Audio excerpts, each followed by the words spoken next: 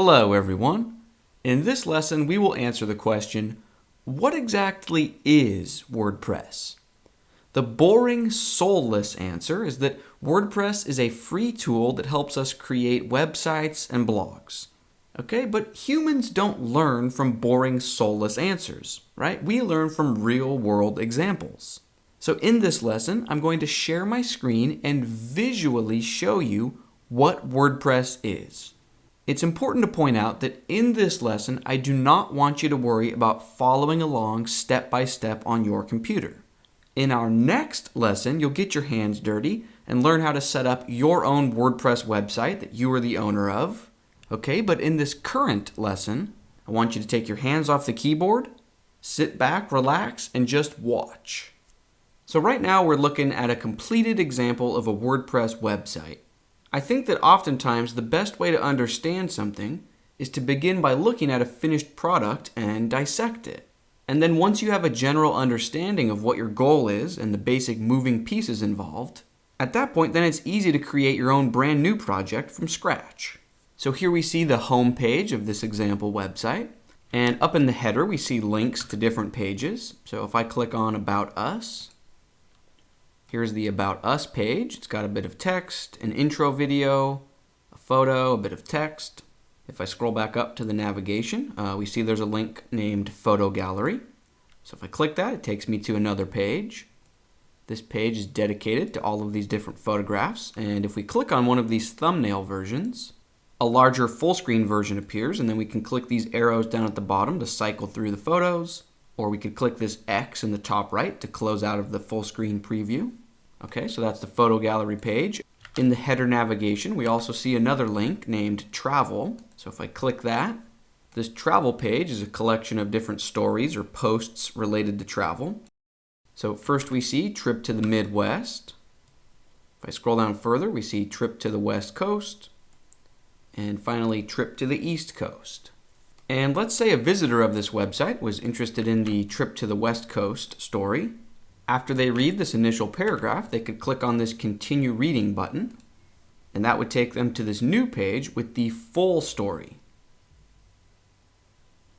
Back up in the header navigation, we also see we have a page named Recipes. So if I click on that, it's similar to the travel page. So now we have a collection of stories that are about recipes. So the first one is Greek salad. And we see another one, homemade French bread. And finally, easy spaghetti. And again, if we are interested in any of those, we could click on the Continue Reading button or the title itself. Back up in the header navigation, finally, we have a page named Contact Us. So let me click on that. On this page, we see the company's telephone number, their address. If I scroll down a bit, we see an interactive Google Maps widget. This allows you to show your visitors where your corporate office is or something along those lines. If I scroll down further, we see a contact form that visitors can fill out. So they enter their name, their email, a subject line. They can choose the service they are interested in, so the reason they're contacting you. And then obviously they can type out a message to you and click Send. So that's the Contact Us page. If I scroll back up to the top and click on the logo here, that takes me back to the home page. And that's the website in a nutshell. Now, so far we haven't seen anything specifically related to WordPress. All we've seen so far is a typical website just like any other. So the question becomes, where and how does WordPress fit into the equation? Well, let's imagine we are the owners of this website and we want to make a few changes to it. So for example, if I click back to the About Us page, let's imagine we are not happy with this opening paragraph of text. We want to change it. We want to make a few edits to it. Now, the first thing we need to do is prove to WordPress that we are the owners of the website, right? Because this isn't Wikipedia. We don't want just anyone from the general public who visits our website to be able to edit our website. So to prove to WordPress that we are indeed the owners of this website, we need to visit the login page. So let me switch over to a new tab in my web browser. This is the login page for my WordPress website. For now, don't worry about how to navigate to this screen. We will cover that in detail in our next lesson. For now, just know that I'm going to log in with my username and password to prove to WordPress that this is my website.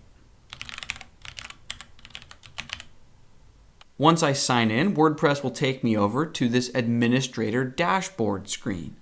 Now, the general public will never, ever, ever see this screen. This section is only for the eyes of the owner of the website. Okay, so this is where we edit and manage and build the website.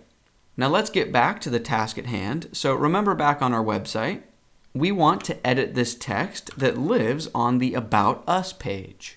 Now the key word there is page. We are interested in the About Us page. So over in the administrator dashboard, along the left-hand side of the screen, there's an item in this menu named Pages. So I'm going to click that. And then WordPress will show me a list of all of the pages on my website. There's no limit to how many pages you can have on a WordPress site. If we did want to create a new one, we could just click this button that says Add New. But in our case right now, we don't want to create a new page. We want to edit the existing About Us page. So here it is. It's the first page in the list. So I'll click that. And now from this screen, I can edit the page. If I wanted to change the title of the page, I could use this field. So I can type here, but we want to leave the title About Us. Remember, our goal was to edit this intro paragraph.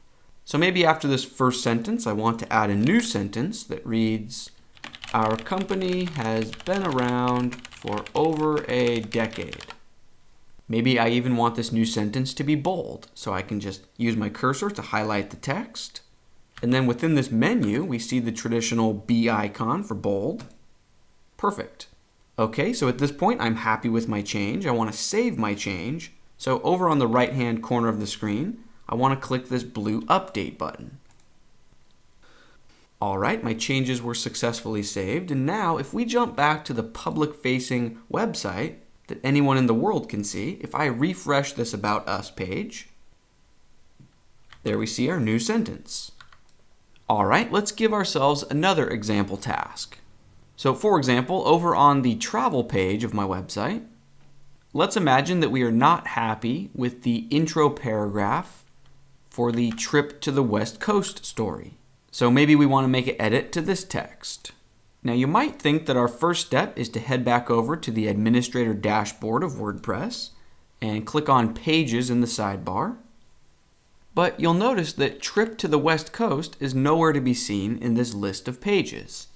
And that's because the Trip to the West Coast story is not a page. It is a post. So what's the difference between a page and a post? Well, I will explain the difference in about 10 seconds from now. But first, I just want to say that you don't need to worry about memorizing the difference right now in this lesson, because this is a topic that we will revisit again and again throughout the course. But for now, I will say that a page is an independent entity.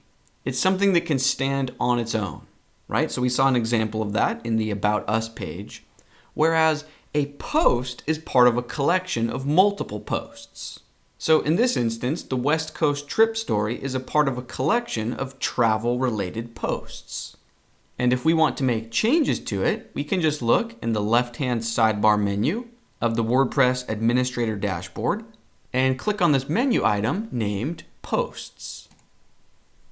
All right, here we see a list of all of the posts on the website. Greek salad, homemade French bread, easy spaghetti, trip to the Midwest. Aha, trip to the West Coast. This is the one I want to edit, so I click it. Let's imagine I want to add a new sentence after this first sentence, so I just place my cursor here. The trip lasted 3 days and was wonderful. I'm happy with that change, so then I would click this blue Update button on the right-hand side of the screen. But before I do that, I want to point out a little something about this Categories menu.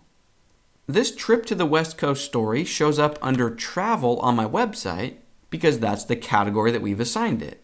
If instead we wanted this story to live under Recipes, we could just check that box. Okay, but obviously I want to leave it categorized under Travel, so let's change that. Scroll back up, click Update. All right, my changes were saved, and now if I switch back to the public-facing view of my website and refresh, remember I'm currently on the Travel page of my site. If we scroll back down to the West Coast story, here is the new sentence. Perfect. Now, believe it or not, over the last 10 minutes, you've just learned about 90% of WordPress. Pages and posts are the heart and soul of WordPress websites. It's really that simple. Now, before we bring this lesson to a close, here's a review of the key points that I want you to walk away with from this video.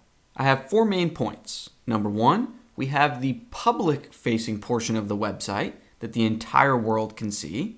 Number 2, we have the administrator dashboard screens that only the owner of the website has access to, and that's where they manage the website from. Number 3, we have pages and we have posts. And our 4th and final point is one that I didn't verbalize until right now, but you may have picked up on it subconsciously. And that is that in WordPress, there's a separation between content and presentation. So what does that phrase mean, separating our content from our presentation? Well, let's define our terms. So content in this context refers to the titles of our pages and posts, and to the actual paragraphs of text, right? So content refers to our raw data. Presentation refers to the design of our website. So the colors, the spacing, the layout, the fonts, typography, the header, the footer. You get the point. Presentation refers to design or stylistic choices. Now in this lesson, we only saw examples of how to edit content. We did not learn how to edit presentation. Don't worry, you can definitely edit the presentation of WordPress websites. You are not locked into this design or theme. We'll learn how to change our presentation later on in the course. But I did want to mention that concept of separating content from presentation as early in the course as possible, because it's a big part of what makes WordPress so powerful and flexible. And it's an idea that we'll circle back to many times in the course. All right, that's going to do it for this lesson. In our next lesson, you'll learn how to create your very own new WordPress website. It will start out as a completely empty, blank canvas, but you'll be the administrator of it. It'll be your blank canvas to work with.